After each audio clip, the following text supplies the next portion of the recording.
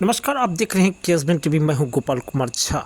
जहां आज लोक जनशक्ति पार्टी के प्रत्याशी पुनः त्रिवेणीगंज से अपनी उम्मीदवारी को लेकर के रूबरू होते हुए उन्होंने जिन जानकारी प्रदान की और 2025 में पार्टी जनमानस में आगाज हो रही है। ये फिर पुनः तीसरी बार आप राजनीति की मोहर लेकर के त्रिवेणीगंज से आ रहे हैं, क्या कहना होगा? जरूर आ रहे हैं। एनडीए के प्रत्याशी के रूप में जरूर वहां जाऊंगा और चूंकि सुपौल जिला में 5 विधानसभा है तो मेरा भी हक बनता है कि त्रिवेणीगंज सीट एससी कोटा का है, वो सीट हमारी लोक जनशक्ति पार्टी रामविलास को मिले।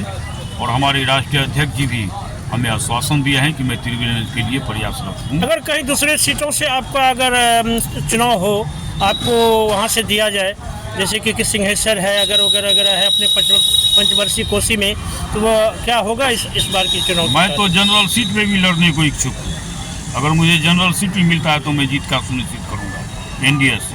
अगर सिंहेश्वर मिलता है तो वहाँ पे मैंने काम किया है, पारिवारिक रूप में भी वहाँ पे काम किया, वहाँ से ही मैं सीट निकाल के दूंगा अपने राष्ट्रीय अध्यक्ष लोक जनशक्ति पार्टी रामविलास को, और मैं जीत की सुनिश्चित करूँगा गारंटी के साथ। उसी में कौन नहीं जानता है विजय पासवान। मैं 2 बार विधानसभा का चुनाव लड़ा हूँ, बहुत कम मार्जिन से चुनाव हारा हूँ। विकट परिस्थिति में हमने चुनाव लड़ा है।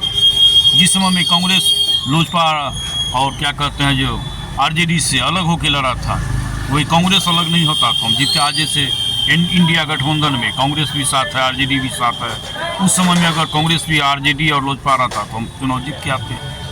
2015 में मात्र भाजपा लोजपा चुनाव लड़ी थी। उस समय में 2 बड़े दल, बिहार का जो बड़े दल है जदयू और आरजेडी, दोनों शामिल हो गए, इसलिए हम चुनाव थोड़ा ज़्यादा वोट से हार गए। आज के परिस्थिति में जैसे जदयू हमारे साथ है, लोक जनशक्ति पार्टी हमारा ये है, भारतीय जनता पार्टी हमारे साथ है, मांझी जी हैं, कुशवाहा जी हैं, हम बहुत मजबूत हैं।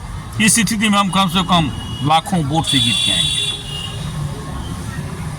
इसमें देख रहे हैं जो कि 3 मुख्यमंत्री पद के दावेदार सामने 3 पार्टी से हैं। इसमें नीतीश कुमार जी की कैसी भूमिका और आपके अध्यक्ष जी का कैसा भूमिका रहेगा? देखिए, हमारे राष्ट्रीय अध्यक्ष ने स्पष्ट वे में एक बोल दिए हैं, एक बार नहीं कई बार बोले हैं कि हम लोग 2025 का चुनाव नीतीश कुमार के नेतृत्व में लड़ने जा रहे हैं।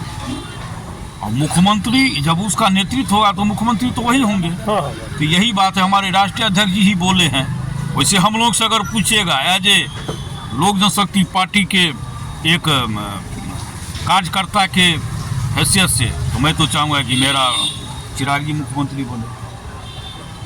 जब एनडीए की बात हो तो जो हो ऊपर का आदेश, उसमें हम लोग कुछ नहीं कर सकते। हम लोग के काम कार्यकर्ता, लेकिन कौन कार्यकर्ता नहीं चाहता है कि हमारा नेता नहीं बने मुख्यमंत्री? हम तो चाहेंगे हमारा चिराग जी मुख्यमंत्री। इस बार के चुनाव में क्या स्थिति रहेगी पार्टी की जिस तरह से हो रही है? इस बार 2025 है और 225 सीट हम लोग जीतने जा रहे हैं। कहीं कोई नहीं है, पीके कहीं है, वोट कटवा के रूप में उभरेंगे पीके भी। आरजेडी और कांग्रेस की गठबंधन है, बाकी महागठबंधन जो है इन लोगों का, उनसे हम लोग का टकराव होगा, लेकिन हम लोग भारी मतों से विजय होंगे। पूरे बिहार में हम लोग का सरकार बनेगी, इसमें बट नहीं। राहुल जी आ रहे हैं 26 तारीख को सुपौल में पद यात्रा करने के लिए, इसमें क्या होगा? जनता के बीच में कैसी व्यवस्था बढ़ेगी? बहुत अच्छा रहे सुपौल वाले को। मैं राहुल जी को सुपौल आने के लिए बहुत बहुत बधाई, और मैं चाहूँगा कि वो आए और आलू को सोना बनाने का काम करे सुपौल वासियों को, ताकि बहुत अच्छा लगे। धन्यवाद। 1 मिनट लाइन पे। जननायक तो मात्र एक ही है बिहार में, मात्र जो अब नहीं है वो थे जननायक कर्पूरी ठाकुर। ये दूसरा जननायक का तो डुप्लीकेट जननायक बन के क्या करेंगे? ये बेचारे अपना नेहरू परिवार के लोग हैं, राजीव गांधी का लड़के हैं, इनको अपना ही पार्टी है, अपना परिवार का पार्टी है, पूरा देश ने इनको माना है। बस वही इसका एक ध्येय रहना चाहिए, नायक कोई और है, जननायक कोई और है। और ये पद को लेना, जननायक का पद लेने का कैपेसिटी बिहार के धरती में, देश में किसी को नहीं है। जो काम आज के डेट में या पहले जो करके चले गए कर्पूरी बाबू, वो इन लोगों से संभव नहीं है। चाहे पैदल यात्रा पूरे भारत से कश्मीर से कन्याकुमारी तक कर ले, ये संभव नहीं है। जननायक का रोल कभी नहीं मिल सकता। आज पूरे आक्रोशित होकर के आपके संगठन के पार्टी के नेताओं सब उनका पुतला फूका है। अब पुतला फूकना भी चाहिए।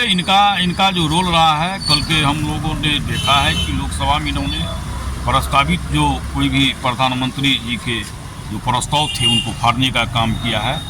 ये ओछी राजनीति का संकेत है, ये अच्छी बात नहीं है। उसको पढ़ना चाहिए, समझना चाहिए। और आप बिना पढ़े लिखे, बिना सोचे विचारे उस प्रस्ताव को फाड़ दिए, ये कहीं से भी उचित नहीं है। इसीलिए हमारे इंडिया के जनता दल यू के लोगों ने उनका पुतला जलाने का काम किया। धन्यवाद।